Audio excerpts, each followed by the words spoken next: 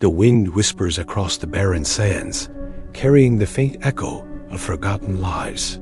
In the heart of India's Rajasthan desert lies a place where time stands still, where shadows linger long after the sun has set. This is Kuldhara, a village that didn't just die, it vanished, leaving behind a curse that has endured for centuries. Some say it happened in a single night. Others claim it was a slow exodus, a creeping dread that finally overwhelmed an entire community. But all agree on one chilling fact. Over 1,500 people simply disappeared. No bodies, no trail, just empty homes and a silence so profound it makes your skin crawl. The year was 1825. Kuldhara was a prosperous settlement, known for its skilled craftsmen and bountiful harvests. For generations, the Palawal Brahmins had called this harsh landscape home, taming the desert with ingenious water management techniques. Their reputation for scholarship and trade stretched far beyond the boundaries of their 85 linked villages. But something changed, something dark. Locals whisper of Salim Singh, a man whose very name still causes eyes to narrow and voices to drop. He was the prime minister, a man of immense power and insatiable appetites. Legend tells us he desired a village girl, her beauty catching his eye like a jewel in the dust. His ultimatum was simple: surrender her or face his wrath. The elders gathered, their faces grim in the flickering lamplight. They knew Singh's cruelty, the weight of his threats. But they also knew the value of their people, the sanctity of their traditions. In that moment, they made a choice that would echo through centuries. "We will not bend," they declared. "We will not break, but neither will we stay." And so, under the cover of darkness, an entire civilization vanished. Homes were abandoned mid-meal, wells left half-drawn. It was as if the very earth had opened up and swallowed them whole. But before they left, the elders spoke one final time, their words carried on the wind like poison. "Let this land rot in silence. No one shall ever live here again." This was flight, pure and simple. Today, Kuldhara stands frozen in time. Stone homes gape open to the sky, their roofs long since crumbled. It's a puzzle that defies logic, a mystery that gnaws at the edges of reason. Walls lean drunkenly, whispering of lives interrupted. Archaeologists confirm what the eye can plainly see. This was no gradual decline. Yet there are no signs of war, no evidence of famine or plague. The wells, though dry, show no structural damage.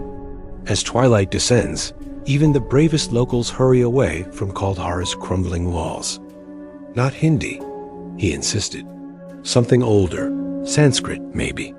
They say the curse still lingers, a palpable weight in the air. Those who dare to stay report things. Shadows that move against the wind. Footprints appearing in undisturbed sand, only to vanish moments later. The sensation of unseen hands, alternately gentle and forceful. And always, there's that feeling of being watched, of something ancient and patient waiting just beyond the firelight. We felt unwelcome.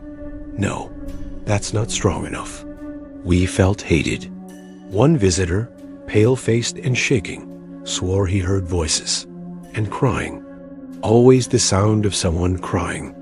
Paranormal investigators have tried to unravel Kuldhara's secrets. Most don't last the night. Equipment malfunctions inexplicably. Where are the migration patterns, the resettlement documents? Developers with grand plans and deep pockets.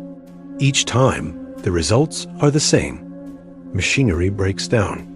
Workers fall ill. Freak accidents plague construction sites.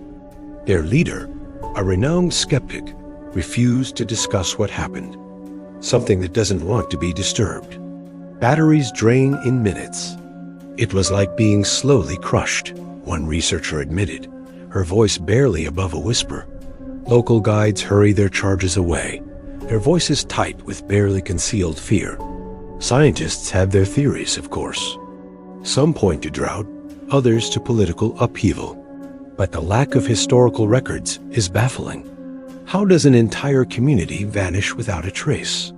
It is a place outside of time, a warning etched in sand and stone. A team from a prestigious university attempted an overnight study.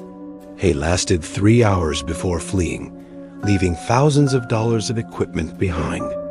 His only comment: some things are better left alone. For over 2 centuries, Kuldhara has remained empty. Oh, there have been attempts to reclaim it. Or would you heed the warnings whispered through centuries and leave this cursed place to its eternal, unsettling silence?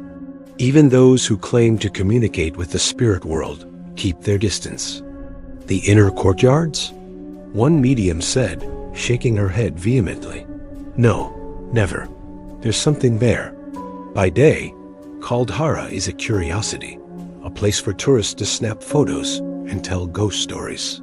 But as the sun sinks towards the horizon, a palpable unease settles over the ruins. Leave before sundown, they warn, or don't leave at all. Some say the spirits of the villagers still linger, eternally guarding the girl they once protected. Others believe it's something older, something that was there long before humans ever settled in this unforgiving land. Whatever the truth, one fact remains undeniable. Kuldhara is silent.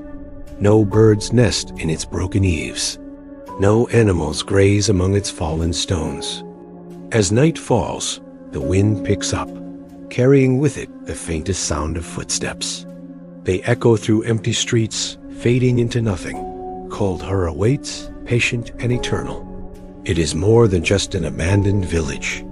It is a boundary between worlds, a place where the veil between what we know and what we fear grows thin, left behind by the living, yet never truly claimed by the dead. The question lingers, carried on that ceaseless desert wind. Would you dare to stay the night? To face whatever waits in the shadows of Kuldhara?